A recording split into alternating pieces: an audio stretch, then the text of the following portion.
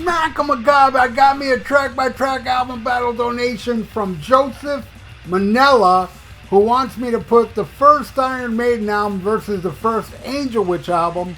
Both came out on my favorite year of music, 1980. And if you saw my episode not too long ago, I did my top 10 favorite albums of 1980, and number one is Iron Maiden. I mean, I think that album is phenomenal. I love the way it sounds, the production. I'm not bothered by it like a lot of people are. I like the raw intensity of that album so much that it is my favorite Iron Maiden album and my favorite album of 1980. Now, Angel Witch is awesome. This is a great first album. Again, that vibe of 1980 is just awesome. And this is a really good matchup. Doing this one, I was kind of like, damn. Because, damn, you know, they're both pretty mighty albums. And yeah, they did duke it out, let me tell you. Angel Witch did not, like, get shut out. I'll tell you that right now. All right, let's start this. It starts with Prowler versus Angel Witch. This hurts so much. I gotta go with Angel Witch. As much as I love Prowler, you're an Angel Witch. You're an Angel Witch. Gotta give it to Angel Witch. All right, next. Remember Tomorrow versus Atlantis. Love them both, but Remember Tomorrow. Actually, Remember Tomorrow, by far. Yeah, that's how badass this song is. I gotta give it to Remember Tomorrow.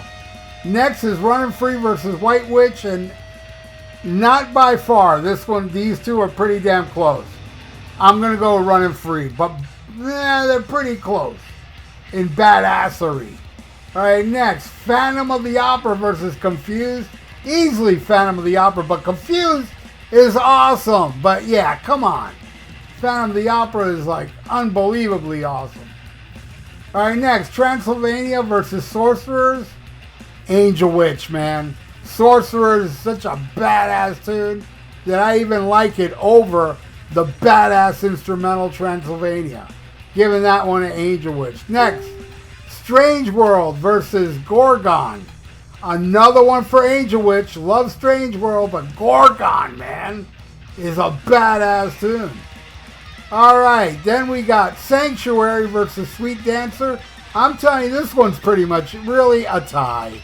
I mean, they're both ripping, they're both awesome, but man, if I gotta pick one, I guess I'll go with Sanctuary, but they're both equally amazing. But I'll give that to Maiden. Alright, next, Charlotte the Harlot versus Freeman. Both great, again, but I'm going with Charlotte the Harlot. Love the hell. I love Paul Di'Anno's voice in that mellow section of the song.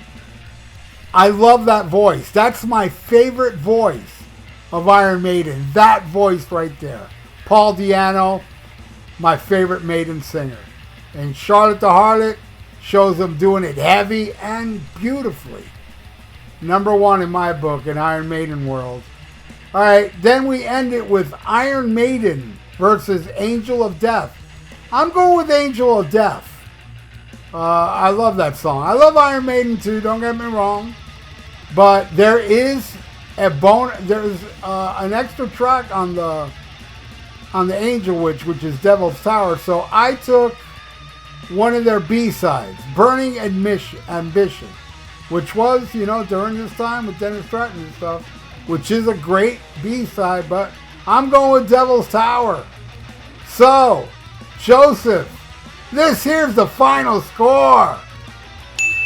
That's how badass Angel Witch is. That it actually tied with the first Maiden album. That just shows how awesome that album is in my world. And hopefully your world as well. Leave it in your comments below if you are a fan of Angel Witch.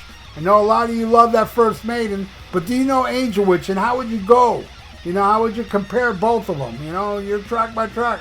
I love to read stuff like that. And subscribe to my channel in case you haven't, and ring that little notification bell.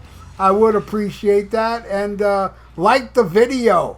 It's good for the YouTube algorithms. So stay frosty. Listen to Black Sabbath and smack 'em a gob.